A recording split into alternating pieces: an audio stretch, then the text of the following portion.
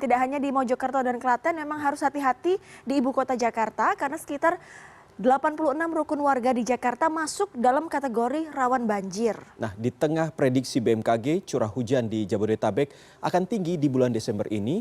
Lalu bagaimana mitigasi agar bencana banjir dan juga hujan dengan intensitas tinggi benar-benar melanda?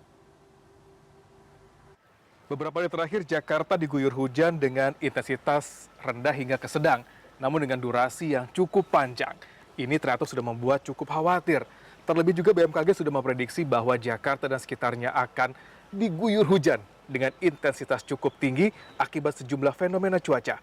Mulai dari La Nina sedang, kemudian juga ada Medan Julian, gelombang atmosfer Kelvin dan Rossby, dan munculnya sejumlah bibit-bibit siklon baru.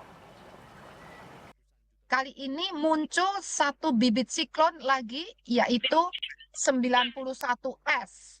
Pada gambar terlihat ya, 91S ini muncul atau terdeteksi di sebelah barat daya Banten. Hal inilah yang dikhawatirkan dapat memicu terjadinya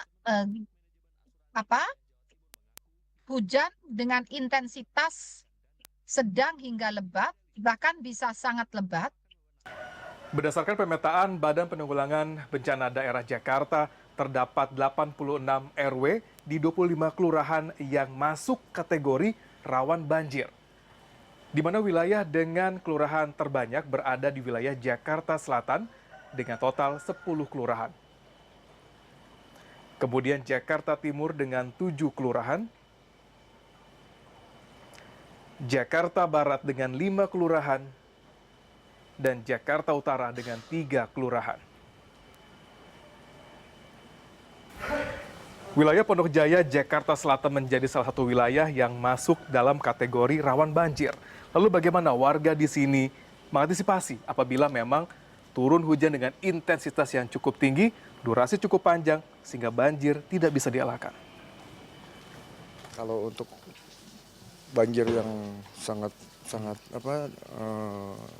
tinggi, ya, hujan sangat tinggi, ya kita sudah biasa. Jadi sudah biasa, biasanya kita dari pelampungnya udah pada disiapin juga oleh RT RW, jadi sudah terbiasa lah. Jadi nggak kaget lagi. Biasanya sih dari Pak RT ya, awas ini nanti hujan, hujan yang cukup deras. Ya kalau sudah banjir ya udah nggak ada yang ngasih tahu.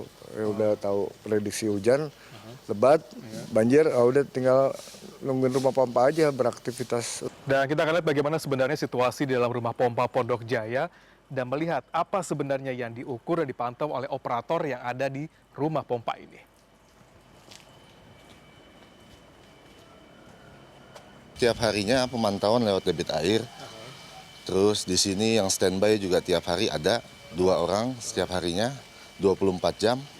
Dan mesin kita semua standby 3 unit dengan kapasitas 100, 500, dan 1000 per liter.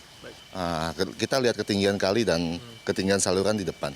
Ketika sudah mulai naik, baru kita tutup pintu air, kita nyalakan pompa.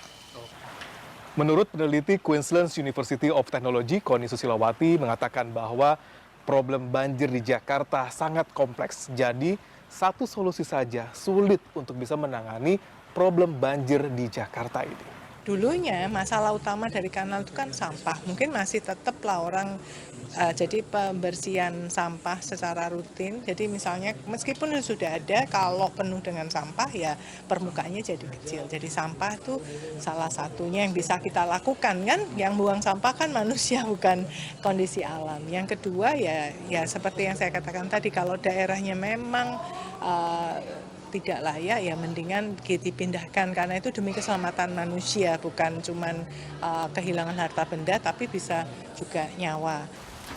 Hujan deras dan banjir bandang sudah melanda beberapa wilayah di Indonesia. Dan oleh karenanya mitigasi harus segera dilakukan agar dampak dari banjir besar dan juga intensitas hujan yang sangat tinggi ini tidak semakin besar.